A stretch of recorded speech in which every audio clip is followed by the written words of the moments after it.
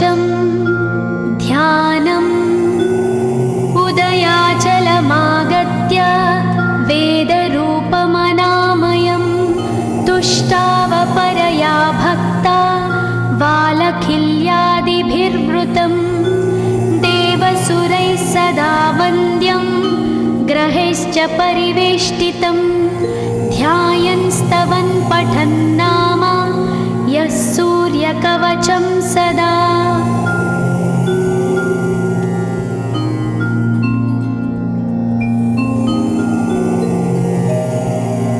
कवचं गृणिः पातु शिरोदेशं सूर्यः पालं च पातु मे आदित्यो लोचने पातु श्रुतिपातः प्रभाकरः घ्राणं पातु सदा भानो अर्क पातु तथा।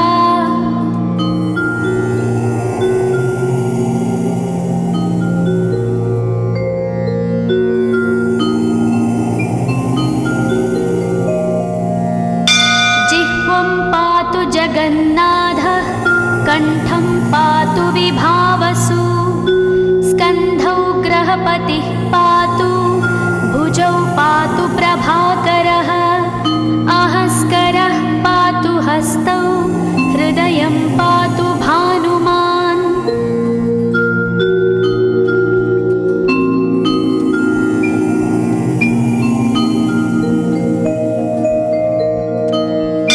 मध्यं च पातु सप्ताश्वो नाभिं पातु नभोमणिः द्वादशात्मा कटिं पातु सविता पातु सक्तिनी ऊरू पातु सुरश्रेष्ठो जानुनी पातु भास्करः जङ्घे पातु च मार्ताण्डो गुल्फौ पातु त्विषाम्पतिः।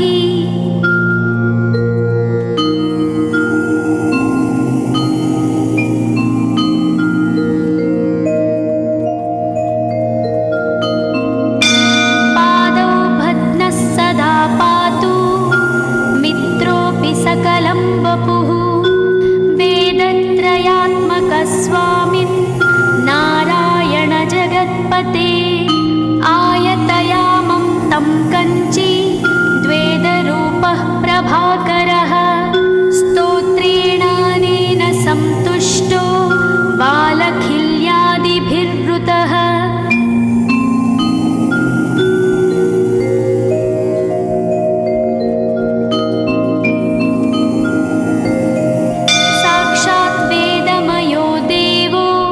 रथारूढः समागतः तं दृष्ट्या सहस्तोत्थाय दण्डवत् प्रणमन् भुवि कृताञ्जलिपुटो भूत्वा सूर्यस्याग्रे स्तुवत्तदा वेदमूर्तिः महाभागो ज्ञानदृष्टिर्विचार्य च ब्रह्मणा स्थापितं पूर्वं यथा यमाविवर्जितम्।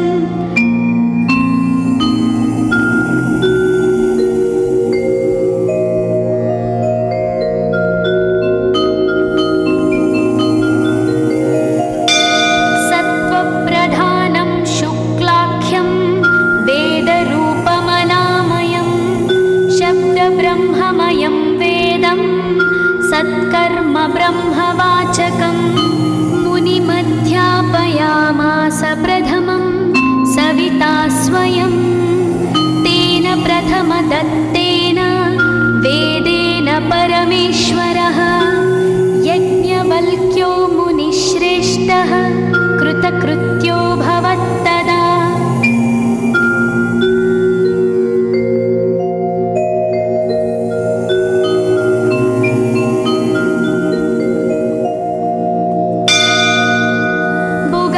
सकलान् वेदान् ज्ञातवान् सूर्यसन्निधौ इदं स्तोत्रं महापुण्यं पवित्रं पापनाशनं यः पठेच्छृणुयाद्वापि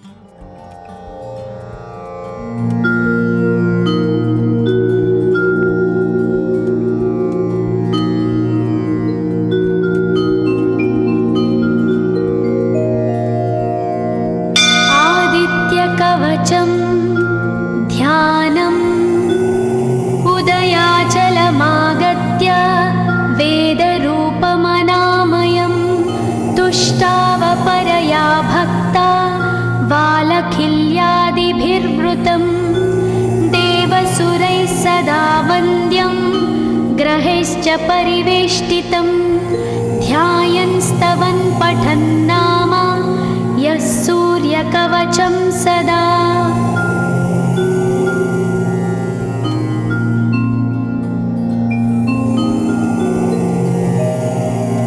कवचं गृणिः पातु शिरोदेशं सूर्यः पालं च पातु मे आदित्यो लोचने पातु श्रुतिपातः प्रभाकरः घ्राणं पातु सदा भानो अर्कपातु तथा।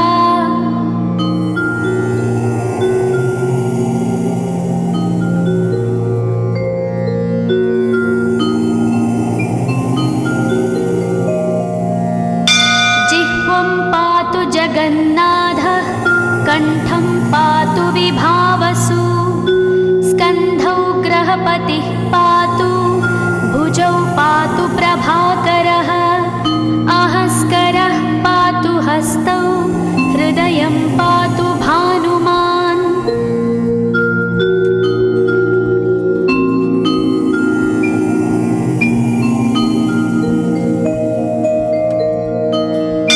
मध्यं च पातु सप्ताश्वो नाभिं पातु नभोमणिः द्वादशात्मा कटिं पातु सविता पातु सक्तिनी ऊरू पातु सुरश्रेष्ठो जानुनी पातु भास्करः जङ्घे पातु च मार्ताण्डो गुल्फौ पातु त्विषाम्पतिः।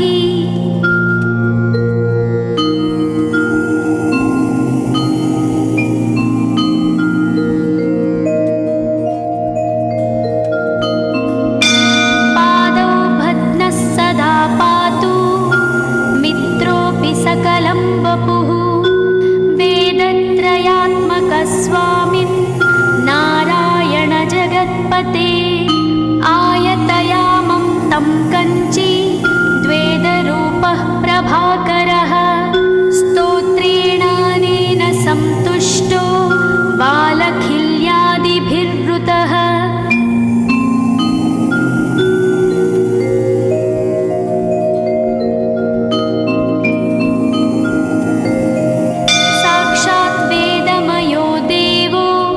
रथारूढः समागतः तं दृष्ट्या सहस्तोत्थाय दण्डवत् प्रणमन् भुवि कृताञ्जलिपुटो भूत्वा सूर्यस्याग्रे स्तुवत्तदा वेदमूर्तिः महाभागो ज्ञानदृष्टिर्विचार्य च ब्रह्मणा स्थापितं पूर्वं यथा यमाविवर्जितम्।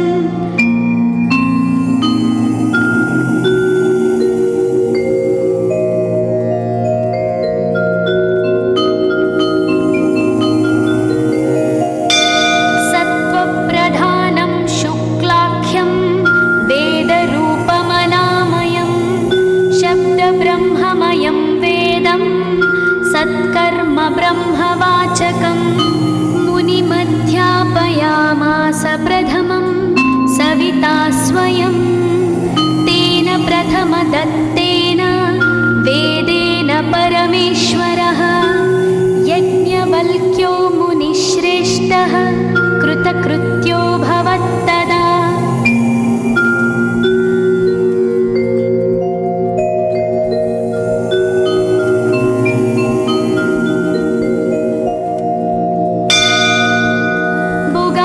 सकलान् वेदान् ज्ञातवान् सूर्यसन्निधौ इदं स्तोत्रं महापुण्यं पवित्रं पापनाशनं यः पठेच्छृणुयाद्वापि सर्वपापैः प्रमुच्यते वेदार्थज्ञानसम्पन्नः सूर्यलोकमवाप्नुयात्।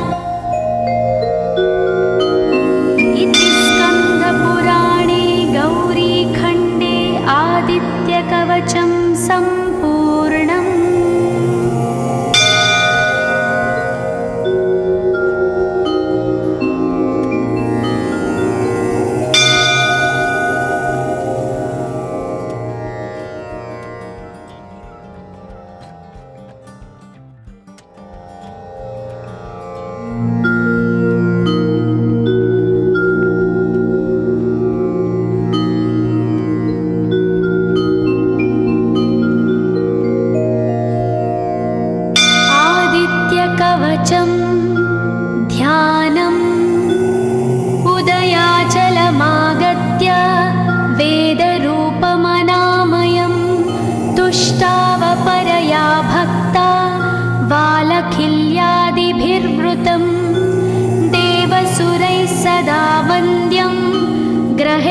परिवेष्टितं ध्यायन् स्तवन् पठन् नाम यः सूर्यकवचं सदा।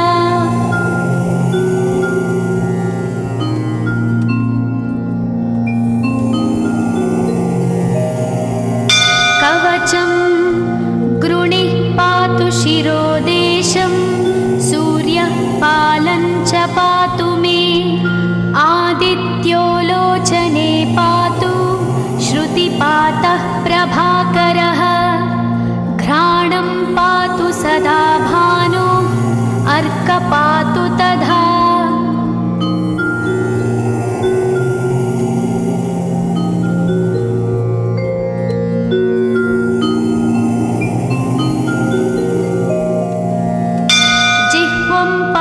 जगन्नाथः कण्ठं पातु विभावसु स्कन्धौ ग्रहपतिः पातु भुजौ पातु प्रभाकरः अहस्करः पातु हस्तौ हृदयं पातु भानुमान्।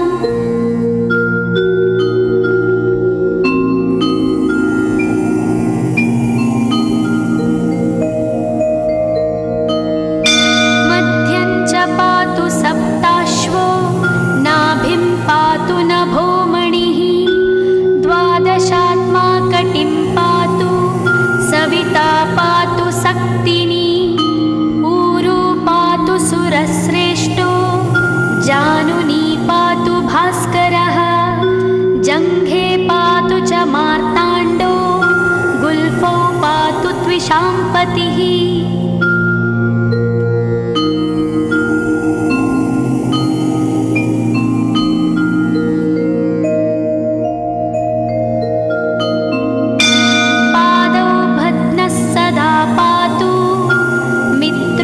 सकलं वपुः वेदत्रयात्मकस्वामिन् नारायण जगत्पते आयतयामं तं कञ्ची द्वेदरूपः प्रभाकरः स्तोत्रेणानेन सन्तुष्टो बालखिल्यादिभिर्वृतः।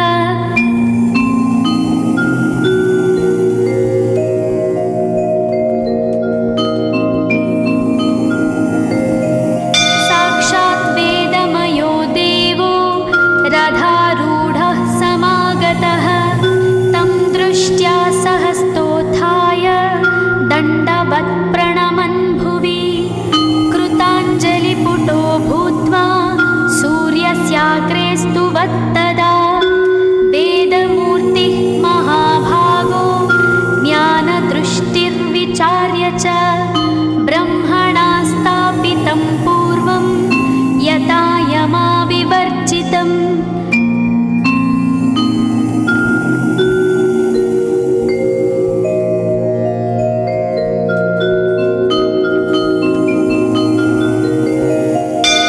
सत्त्वप्रधानं शुक्लाख्यं वेदरूपमनामयं शब्दब्रह्ममयं वेदं सत्कर्म ब्रह्मवाचकम् मुनिमध्यापयामास प्रथमं सविता स्वयं तेन प्रथमदत्तेन वेदेन परमेश्वरः यज्ञवल्क्यो मुनिश्रेष्ठः कृतकृत्यो भवत्तदा।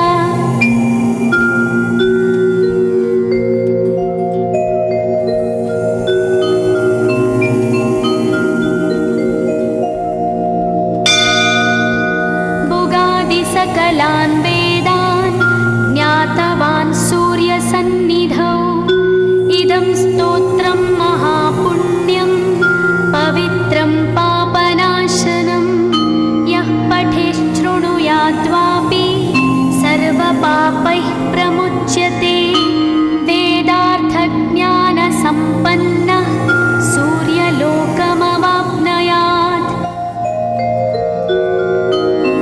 इति स्कन्दपुराणे गौरीखण्डे आदित्यकवचं सम्पूर्णम्।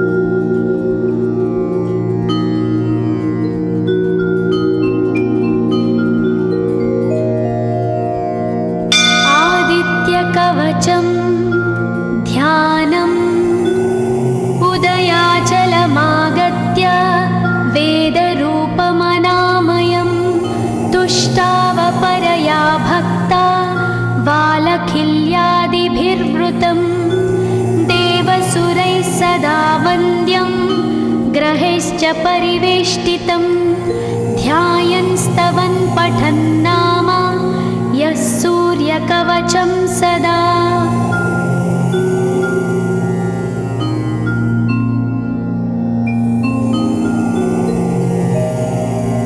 कवचं गृणिः पातु शिरोदेशं सूर्यः पालं च पातु मे आदित्यो लोचने पातु श्रुतिपातः प्रभाकरः घ्राणं पातु सदा भानो अर्कपातु तथा।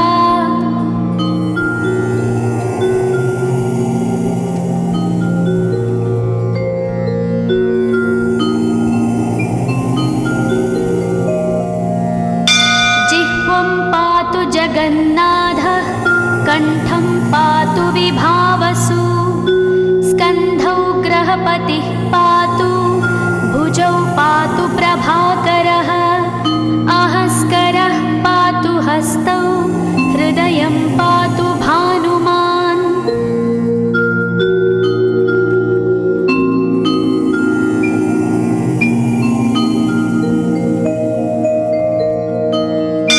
मध्यं च पातु सप्ताश्वो नाभिं पातु नभोमणिः द्वादशात्मा कटिं पातु सविता पातु सक्तिनी ऊरू पातु सुरश्रेष्ठो जानुनी पातु भास्करः जङ्घे पातु च मार्ताण्डो गुल्फौ पातु त्विषाम्पतिः।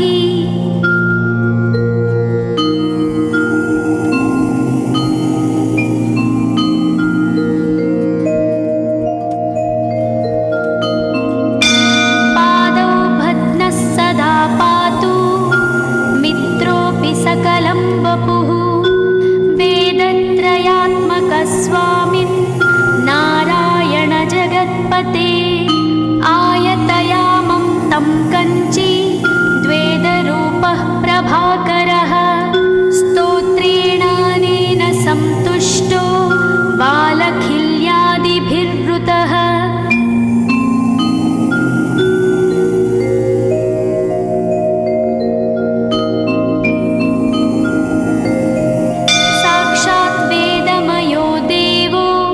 रथारूढः समागतः तं दृष्ट्या सहस्तोत्थाय दण्डवत् प्रणमन् भुवि कृताञ्जलिपुटो भूत्वा सूर्यस्याग्रे स्तुवत्तदा वेदमूर्तिः महाभागो ज्ञानदृष्टिर्विचार्य च ब्रह्मणा स्थापितं पूर्वं यथा यमाविवर्जितम्।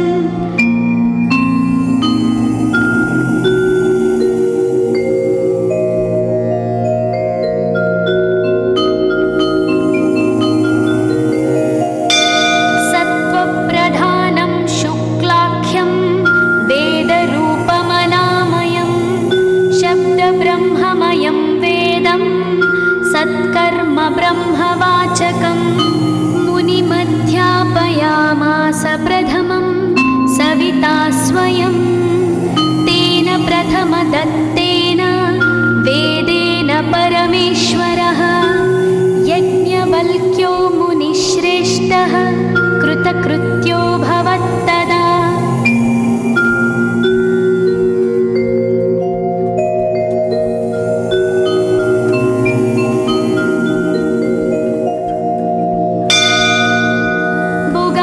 सकलान् वेदान् ज्ञातवान् सूर्यसन्निधौ इदं स्तोत्रं महापुण्यं पवित्रं पापनाशनं यः पठेच्छृणुयाद्वापि सर्वपापैः प्रमुच्यते वेदार्थज्ञानसम्पन्नः सूर्यलोकमवाप्नुयात्। इति स्कन्दपुराणे गौरीखण्डे आदित्यकवचं सम्पूर्णम्।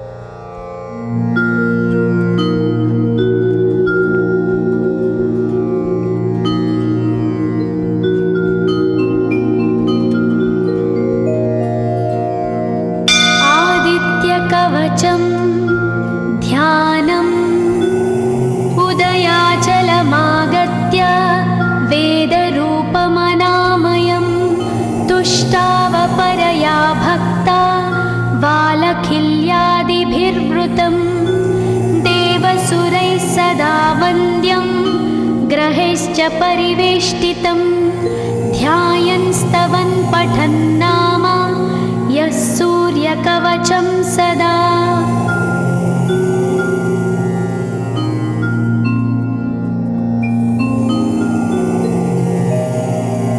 कवचं गृणिः पातु शिरोदेशं सूर्यः पालं च पातु मे आदित्यो लोचने पातु श्रुतिपातः प्रभाकरः घ्राणं पातु सदा भानो अर्कपातु तथा।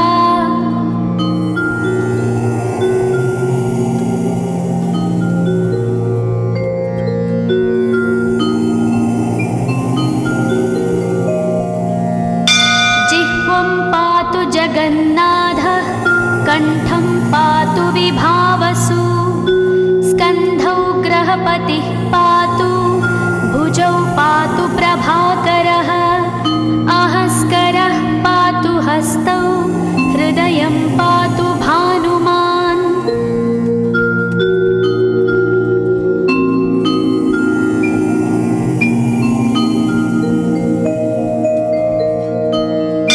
मध्यं च पातु सप्ताश्वो नाभिं पातु नभोमणिः द्वादशात्मा कटिं पातु सविता पातु सक्तिनी ऊरू पातु सुरश्रेष्ठो जानुनी पातु भास्करः जङ्घे पातु च मार्ताण्डो गुल्फौ पातु त्विषाम्पतिः।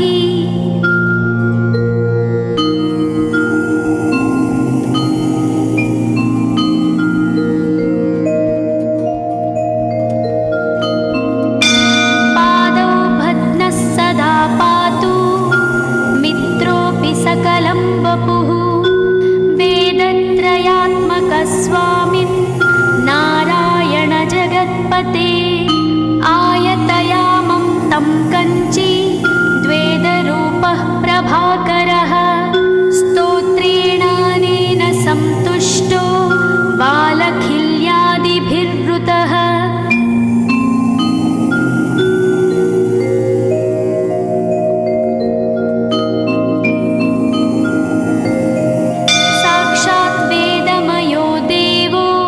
रथारूढः समागतः तं दृष्ट्या सहस्तोत्थाय दण्डवत् प्रणमन् भुवि कृताञ्जलिपुटो भूत्वा सूर्यस्याग्रे स्तुवत्तदा वेदमूर्तिः महाभागो ज्ञानदृष्टिर्विचार्य च ब्रह्मणा स्थापितं पूर्वं यथा यमाविवर्जितम्।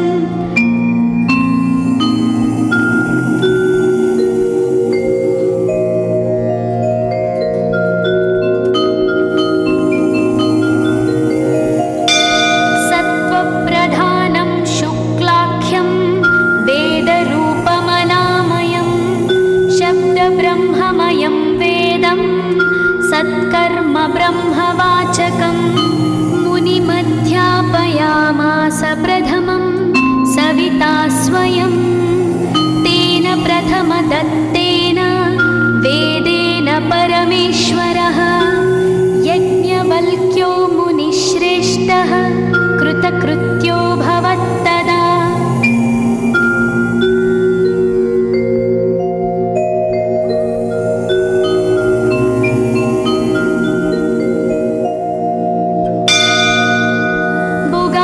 सकलान् वेदान् ज्ञातवान् सूर्यसन्निधौ इदं स्तोत्रं महापुण्यं पवित्रं पापनाशनं यः पठेत् शृणुयाद्वापि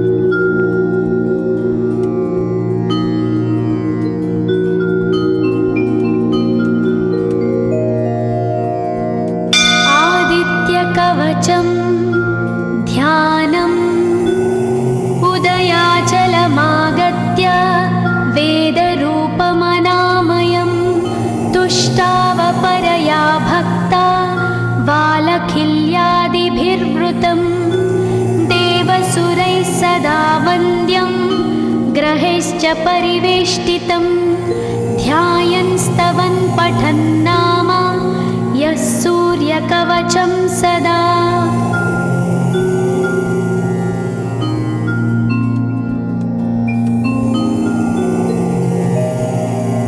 कवचं गृणिः पातु शिरोदेशं सूर्यः पालं च पातु मे आदित्यो लोचने पातु श्रुतिपातः प्रभाकरः घ्राणं पातु सदा भानो अर्क पातु तथा।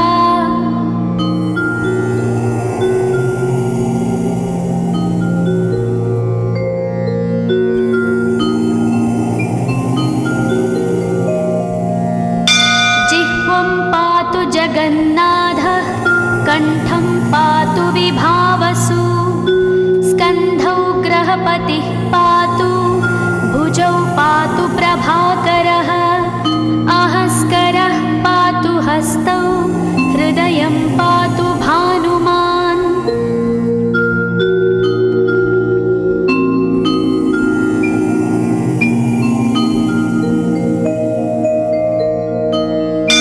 मध्यं च पातु सप्ताश्वो नाभिं पातु नभोमणिः द्वादशात्मा कटिं पातु सविता पातु सक्तिनी ऊरू पातु सुरश्रेष्ठो जानुनी पातु भास्करः जङ्घे पातु च मार्ताण्डो गुल्फौ पातु त्विषाम्पतिः।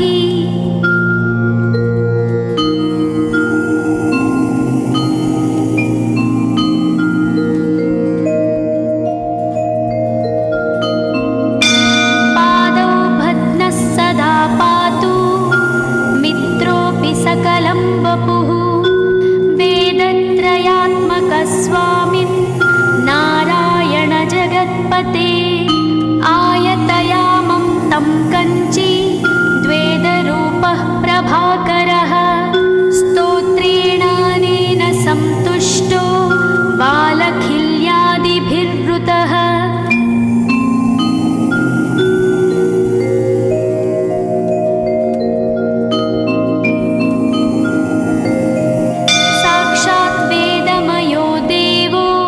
रथारूढः समागतः तं दृष्ट्या सहस्तोत्थाय दण्डवत् प्रणमन् भुवि कृताञ्जलिपुटो भूत्वा सूर्यस्याग्रे स्तुवत्तदा वेदमूर्तिः महाभागो ज्ञानदृष्टिर्विचार्य च ब्रह्मणा स्थापितं पूर्वं यथा यमाविवर्जितम्।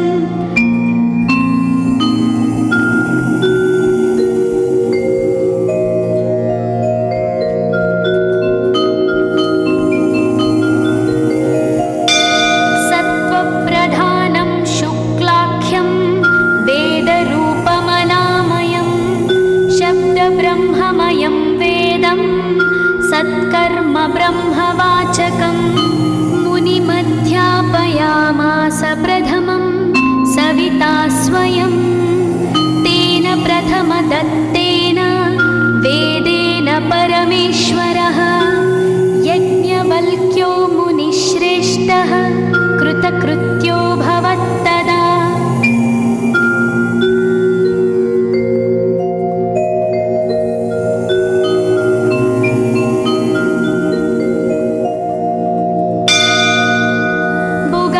सकलान् वेदान् ज्ञातवान् सूर्यसन्निधौ इदं स्तोत्रं महापुण्यं पवित्रं पापनाशनं यः पठेच्छृणुयाद्वापि सर्वपापैः प्रमुच्यते वेदार्थज्ञानसम्पन्नः सूर्यलोकमवाप्नुयात्।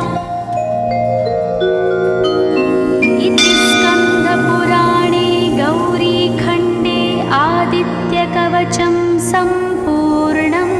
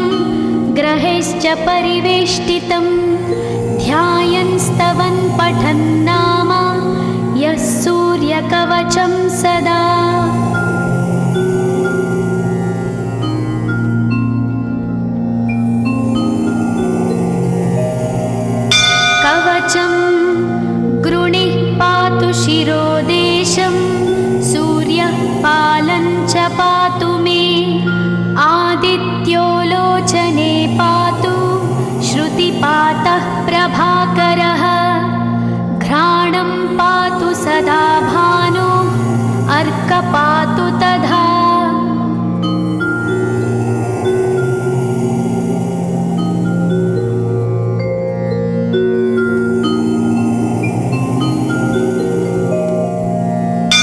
जिह्वं पातु जगन्नाथः कण्ठं पातु विभावसु स्कन्धौ ग्रहपतिः पातु भुजौ पातु प्रभाकरः अहस्करः पातु हस्तौ हृदयं पातु भानुमान्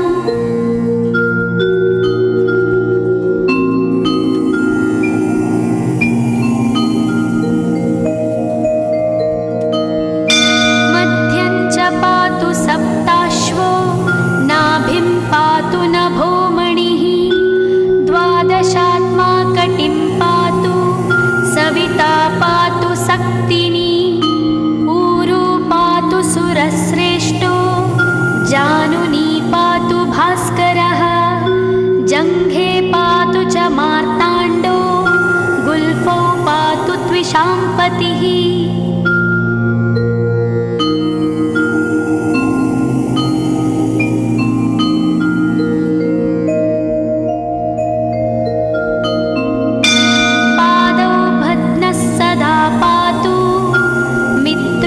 सकलं वपुः वेदत्रयात्मकस्वामिन् नारायण जगत्पते आयतयामं तं कञ्ची द्वेदरूपः प्रभाकरः स्तोत्रेणानेन सन्तुष्टो बालखिल्यादिभिर्वृतः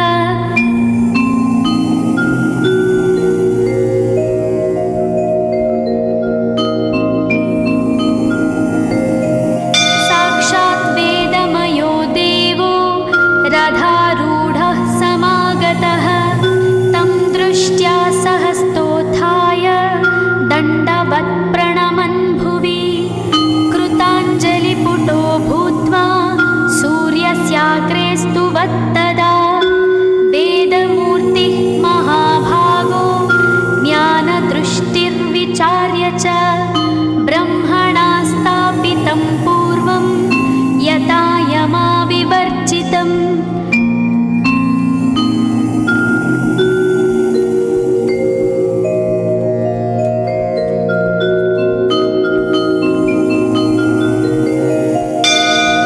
सत्त्वप्रधानं शुक्लाख्यं वेदरूपमनामयं शब्दब्रह्ममयं वेदं सत्कर्म ब्रह्मवाचकं मुनिमध्यापयामास प्रथमं सविता स्वयं तेन प्रथमदत्तेन वेदेन परमेश्वरः यज्ञवल्क्यो मुनिश्रेष्ठः कृतकृत्यो भवत्तदा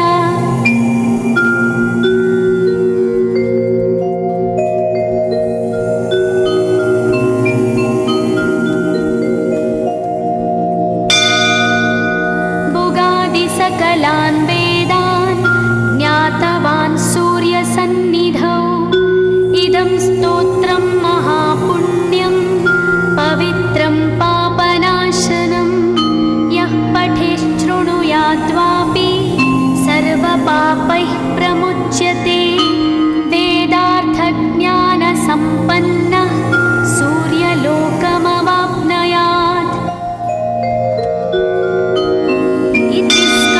पुराणे गौरीखण्डे आदित्यकवचं